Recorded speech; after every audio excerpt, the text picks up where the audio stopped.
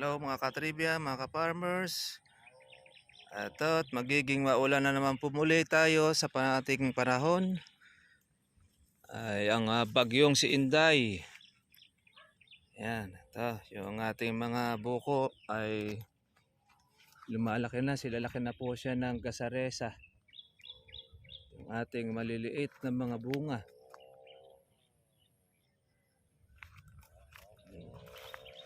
Dami nito, oh. Kumpul-kumpulan. Ay mga bilog na bilog naman.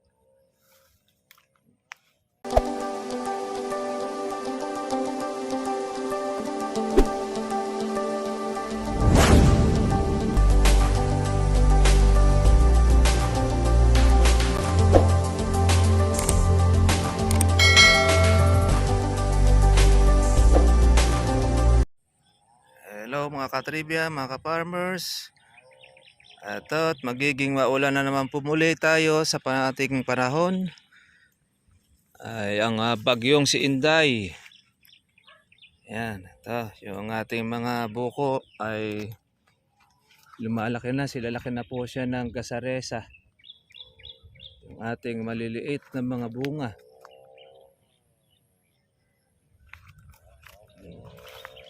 Dami nito, oh. Kumpul-kumpulan. Ay mga bilog na bilog naman.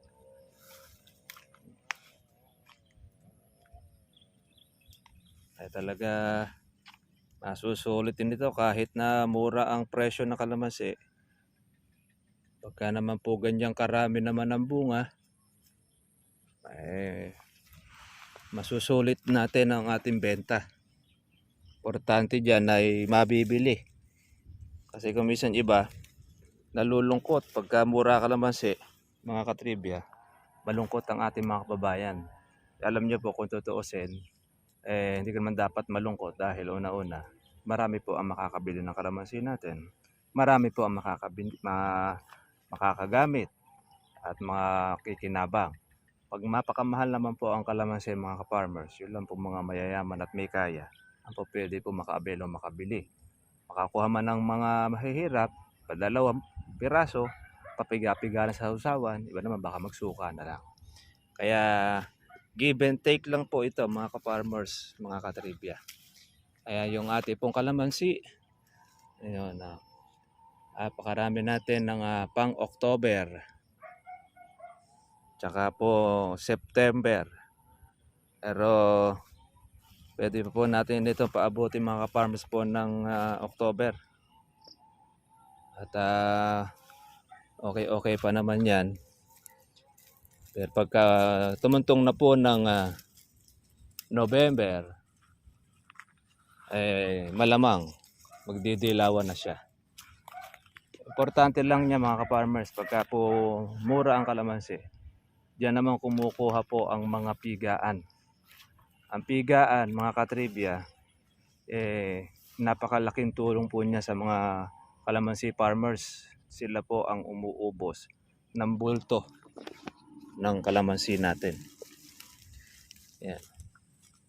May mga nalalagas po na mga bunga, pero hindi naman po marami. Mas marami pa rin po yung mga natitira. Ayan, no. Kasi mag-aakala mga ka-farmers na ang kalamansi na yan hindi naaalagaan ng husto. Doon sa buko pa lang naman ay napakarami na. Kahit hindi natin ito lagyan ng pampakapit, ay permis na makapit ang mga buko. Grabe. Lahat po ng dulo, pati loob, ay mayroon.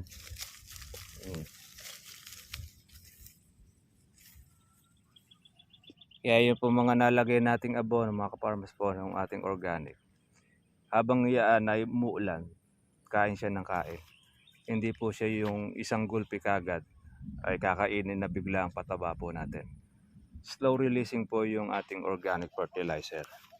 Kaya pagka malakas po ang ulan, lalo na pag nababad, ay marami po ang nakakain niya. Ayan. Kaya ang ganda naman po ng epekto sa ating kalamansi. Berdeng berde. Pati po yung dahon niya, mga katribya.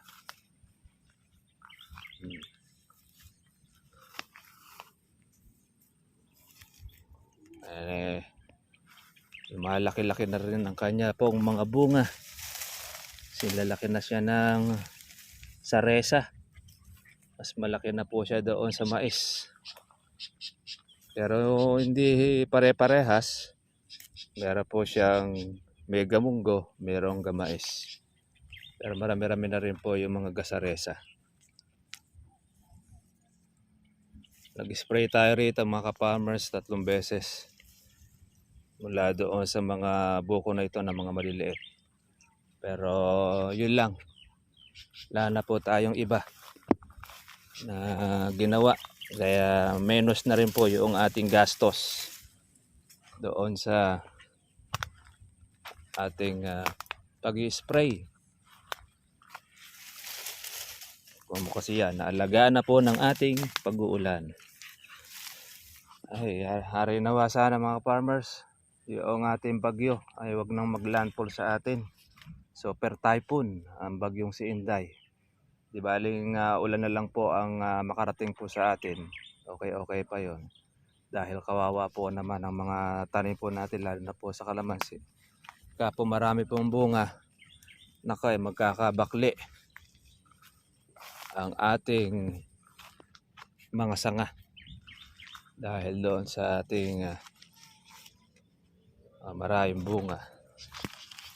O ba, meron ng nahihinugan ng ating bayabas. Marami pang mga maliliit. Meron pa dito sa dulo. Yung dalawang malaki.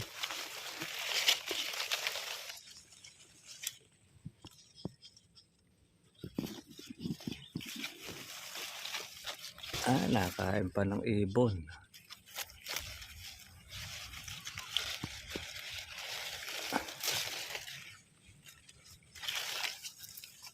Isa may sira na. Naunahan pa tayo ng ibon. Ito. Pero pwede pa naman yan. Yan o.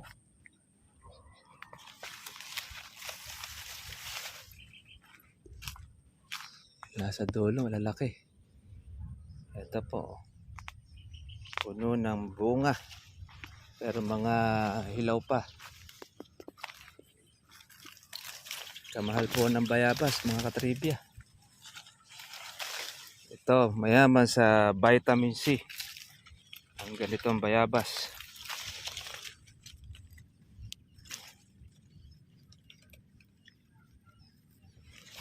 Yan. Kaharvest na tayo ng bayabas mga farmers.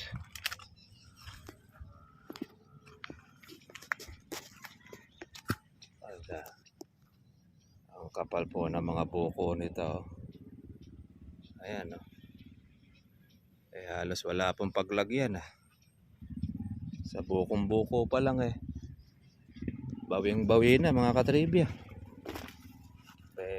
Sulit na yan. Masyado. Paano kaya kung magtuloy na lahat ito? Kawawa ang kalamansi. Pero meron din naman pong mga magbabawas yan. Meron din naman pong mga malalaglag. Hindi na rin niya makuhang mamulaklak po ng marami. Dahil marami na rin po siyang mga sunong.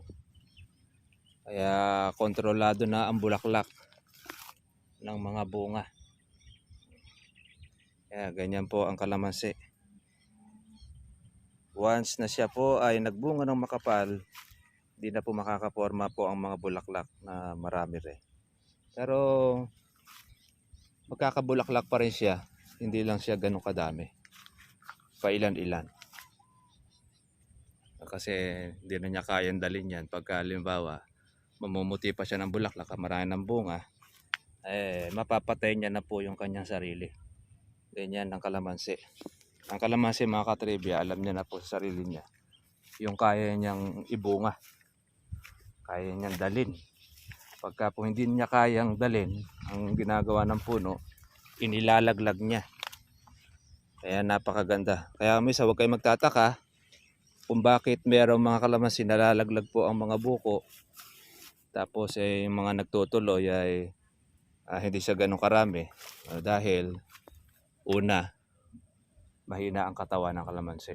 Pag halimbawa, naglaglag ang bunga ninyo, maraming naglagas, ilan ang nagtuloy. Iba sa tindi ng init. Iba ang cause naman sa tapang naman ng gamot. Isa rin po yan kapag papalaglag ng bunga. Iba naman, baka mamaya meron kayong nagamit na hindi hiyang na abono. Kaya marami pong purpose, marami pong dahilan kung bakit na naglalagas ang mga bunga ng kalamansi. Pero kahit yun naman mga ka-farmers ay ilan-ilan po ang magtuloy, pero pagka lumaki, napakarami naman niya. Gaya po nito. Napakarami po ng mga maliliit natin mga buko. Ayan, maitim naman po yung ating kalamansi. Sagana. O yan, litaw na po yung kalupaan. Mula ng ating na-spray ng herbicide. Ayan o. Maganda na ang itsura. Meron tayo lang ilang pong mga natutuyo pong sanga. Pero konti na lang po yun. Di na natin makikita na healthy ang ating kalamansi sa dahon. Berde. Pati na rin po yung mga bunga, hindi po siya mga kotsok o maliliit.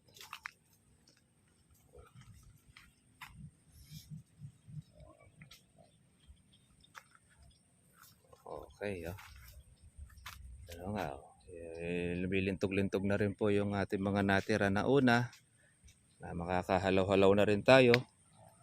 Mga ilang linggo pa, siguro after ng bagyo. So, pwede na natin ulit siyang umpisahan ng ating pumpitas. Pagdating naman po ng September, yan, papalaki na lang po tayo ng ating bunga. Ang ulit na lang po ng pitas po natin ito, October. Yung August, meron rin tayong pitasin po mga ka-farmers. September, medyo i-standby muna natin. Pero pagka maganda pa rin ang presyo ng September, pipitasin na po natin. Pero pagka mababa po ang presyo ng kalamansi, depende doon sa magiging itsura. Pag makikita na natin na medyo madidihado na at magiging dilaw na, kahit mura, pitasin na natin para makapagpabulaklak tayo ng panibago. Yan po ang technique o pamamaraan po na ating ginagawa kapag panahon po ng tag-ulan o tag-bunga ng kalamansi. Ang para po sa ating mga ka-farmers na nagmo-monitor ng ating pong presyo, nasa 1.1, nasa 1.2 ang kalakaran pa rin ang presyo rito sa amin. Hindi pa rin po naman nagbabago, hindi naman po ganun na halos bumabagsak ang kalamansi, permis pa rin na libo ang presyo. Kaya doon sa mga merong pitasin, okay po, at least meron po kayong maganda po na pagkukunan, meron kayong magiging pang maintenance. Paano mga ka-farmers? Ito, kaharvest na po tayo ng bayabas.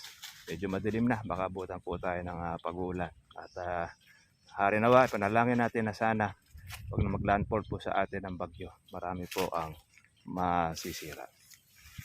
Okay, kita-kita na po tayo po bukas. Susunod po natin vlog. Magandang hapon po sa inyong lahat mga ka-farmers.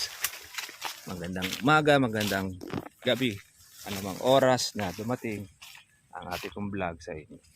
God bless sa inyong lahat mga ka-trivia. Bye-bye.